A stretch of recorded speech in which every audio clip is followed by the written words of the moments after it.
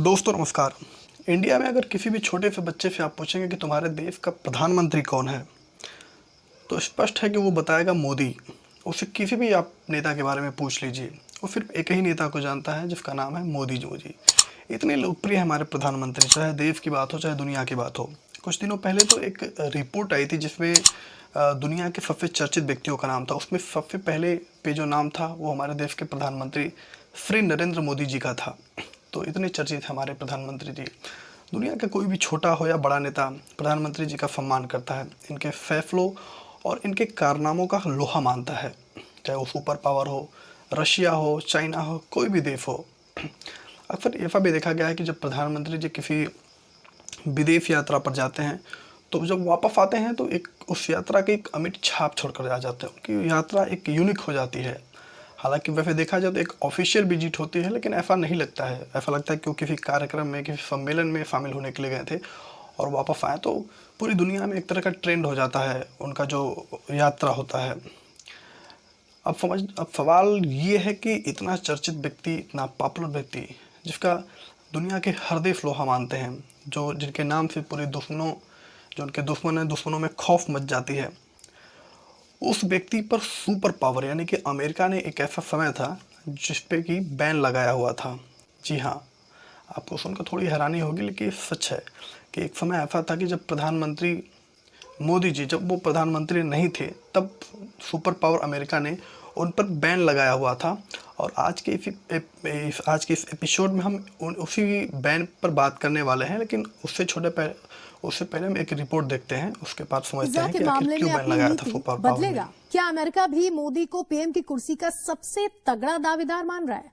सूत्रों के मुताबिक अमेरिकी विदेश विभाग मोदी की तरफ दोस्ती का हाथ बढ़ाने की तैयारी में है। हालांकि विदेश विभाग ने यह भी साफ कर दिया है कि पहले मोदी वीजा एप्लीकेशन दे, फिर विचार होगा। गुजरात के मुख्यमंत्री नरेंद्र मोदी को वीजा देने के मामले में अपनी नीतियों में कोई बदलाव नहीं करेगा अमेरिका। पिछले हफ्ते 25 अमेरिकी सांसदों ने विदेश मंत्री हिलेरी क्लिंटन को चिट्ठी लिखकर मोदी को वीजा देने के लिए लगी रोक बरकरार रखने की मांग की थी। अमेरिकी सांसदों ने चिट्ठी लिखी थी कि मोदी सरकार 2002 के दंगा पीड़ितों को इंसाफ नहीं दिला पाई है, इसलिए उन्हें अमेरिकी वीजा नहीं दिया जाना चाहिए। इस चिट्ठी के जवाब में अब अमेरिका के विदेश विभाग ने कहा है कि नरेंद्र मोदी को वीजा न देने की अमेरिकी नीति में कोई बदलाव नहीं किया गया है। नरेंद्र मोदी काम करने के लिए तैयार है। इस सवाल के जवाब में रॉबर्ट ब्लेक ने सिर्फ इतना ही कहा कि वो भविष्य के बारे में कुछ नहीं कह सकते। पिछले 7 सालों से अमेरिका मोदी को वीजा नहीं दे रहा है। 2002 के गुजरात दंगों में कथित भूमिका की वजह से अमेरिका ने मार्च 2005 में मोदी को वीजा देने से इनकार कर दिया था। तब से मोदी को अमेरिका ने वीजा नहीं दिया है। Hasn't been a very memorable day for Modi. 65 members of parliament have written letters to President Obama urging the US administration to maintain the current policy of denying a visa to Narendra Modi due to his association with the 02 Gujarat riots in which more than 1,000 people were killed. And it's not just members of parliament who've set the cat among the pigeons. Bollywood actor turned BJP politician Shatrughan Sinha has reignited the anti-Modi camp in the BJP. He says Modi cannot become Prime Minister without LK Advani's blessings. दोस्तों 2002 का उस समय जब गुजरात के मुख्यमंत्री श्री नरेंद्र मोदी थे, उस वक्त गुजरात के भीतर एक बहुत बड़ा दंगा हुआ था जिसको गुजरात दंगे के नाम से जाना जाता है। इस दंगे से पूरी दुनिया में काफ़ी असर हुआ। इस दंगे की जो चर्चा पूरी दुनिया में हुई, इस दंगे से पूरी दुनिया फिर हो गई थी, क्योंकि इस दंगे में लगभग 1,015 नहीं बल्कि 2,000 के आसपास मुसलमान मार दिए गए थे, घर जला दिए गए थे, बहन बेटियों की इज्जतें लूट ली गई थी, मकानों को तोड़ दिया गया था, उनकी दुकानों को तोड़ दिया गया था, लूट लिया गया था। उस वक्त जो गुजरात के मुख्यमंत्री थे मोदी जी, इस घटना का सीधे तौर पर उन पर आरोप लगा। इंडिया में भी और दुनिया के जो देशों ने इस पर सीधे तौर पर उनको शामिल होने का आरोप लगाया। और फिर बाद में दुनिया के जो देश से सुपर पावर और भी जो तमाम तरह की संस्थाएं थी, उन्होंने भारत सरकार पर दबाव बनाना शुरू किया कि इसमें जो शामिल लोग हैं, जितने भी, अगर एक सुनियोजित तरीके का दंगा इसमें जो लोग शामिल हैं, उन पर कार्रवाई करें। मामला कोर्ट में गया, लंबे समय तक ये मामला कोर्ट में भी चला।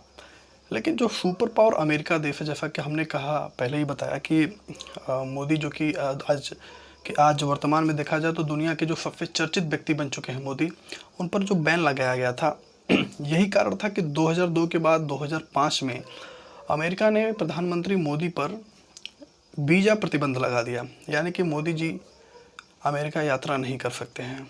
एक तरह का कठोर प्रतिबंध था ये 2005 में लगा था। हालांकि लोकसभा चुनाव जो 2014 का हुआ था उससे ठीक पहले अमेरिका ने भी ये भाप चुका था कि आने वाला समय में जो इंडिया का प्रधानमंत्री है वो मोदी जी ही होने वाले हैं। इसके चलते उसने अपनी पॉलिसी में एक चेंज किया, अपनी पॉलिसी को में काफ़ी नरमी बरतते हुए उसने प्रधानमंत्री जी का अब तक 2005 से जो वीज़ा प्रतिबंध चला आ रहा था उस पर उसने वीज़ा प्रतिबंध को हटा दिया।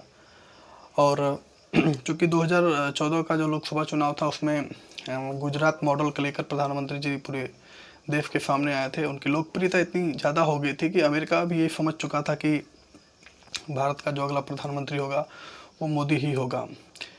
इसके चलते उसने प्रतिबंध हटा दिया। लेकिन हम बात कर रहे थे कि साल 2005 का उस समय जब मोदी जी पर ये प्रतिबंध लगाया गया।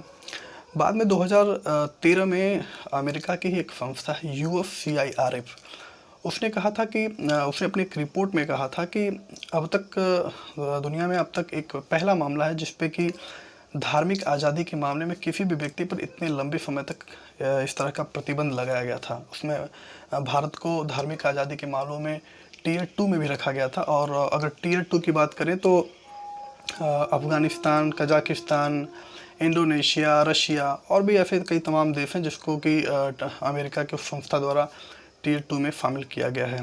तो यही कारण था कि जो प्रधानमंत्री मोदी थे उस समय, जो कि तत्कालीन मुख्यमंत्री थे, उन पर सीधा इस घटना में शामिल होने का आरोप लगा था और उन पर इस तरह का एक प्रतिबंध लगाया गया था। हालांकि मामला कोर्ट में चला और कोर्ट में लंबे समय तक चलने के बाद इस मामले में क्लीन चिट मिल गई। लेकिन अभी भी अगर गुजरात दंगे का असर देखें तो जो मुस्लिम नेता है, क्योंकि इस घटना में सबसे ज़्यादातर मुस्लिम ही मारे गए थे, उनके परिवार लूट लिए गए थे, तोड़ दिए गए थे, घरों को तोड़ दिया गया था, जला दिया गया था।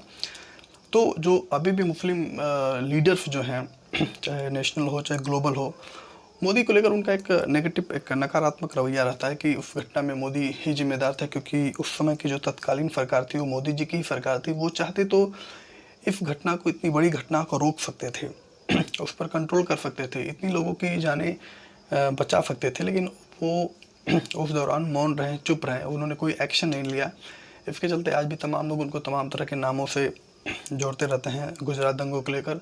और गुजरात दंगा वैसे अपने आप में भी था, क्योंकि 1500-2000 लोगों का इस तरह के दंगों में मरना भी अपने आप में एक बड़ी बात थी। और यही कारण था कि सुपर पावर अमेरिका ने भी इसका समय रहते 2002 के बाद 2005 में जब उसे लगा, बहुत सारी, चूँकि घटना के बाद इंक्वायरी शुरू हो गई थी, तमाम तरह के जांच में कुछ रिपोर्ट आने शुरू हो गए थे, सरकार की कुछ लापरवाहियाँ भी ऐसी सामने आ रही थी। तो इसको देखते हुए अमेरिका ने 2005 में मोदी पर एक प्रतिबंध लगा दिया था और 2005 से लेकर 2014 तक यह प्रतिबंध काफ़ी कठोरता से लागू हुआ। बीच बीच में बीजेपी, जो कि बीजेपी के ही नेता हैं, तो उनके द्वारा कई बार ऐसे मांग भी उठाया गया कि चूँकि कोर्ट से उनको क्लीन चिट मिल गई है तो अब उनका जो प्रतिबंध है वो हटा देना चाहिए। हालांकि बाद में 2013 का जो समय था, 13 के बाद 14 जब से स्टार्ट हुआ तो अमेरिका ने भी काफ़ी समझ चुका था। और चूँकि गुजरात एक व्यापारियों का प्रदेश है, वहाँ गुजरात का जो व्यापार है अमेरिका से काफ़ी जुड़ा हुआ है, वहाँ पे अमेरिका का भी काफ़ी इन्वेस्टमेंट है, तो अमेरिका को भी लगा। तो इसके चलते अमेरिका ने एक अपनी नीति में उसकी जो कठोर पॉलिसी थी उसमें नरमी बरतते हुए अपने जो अब तक जो मोदी जी पे जो प्रतिबंध लगा हुआ था, जो वीज़ा प्रतिबंध लगा हुआ था, उसको 2014 के शुरुआती समय में लोकसभा चुनाव से पहले, क्योंकि उसे पता चल चुका था कि आने वाला समय जो है वो प्रधानमंत्री मोदी ही होंगे, अगला प्रधानमंत्री भारत के, इसके चलते उसने इस प्रतिबंध को हटा लिया था। धन्यवाद।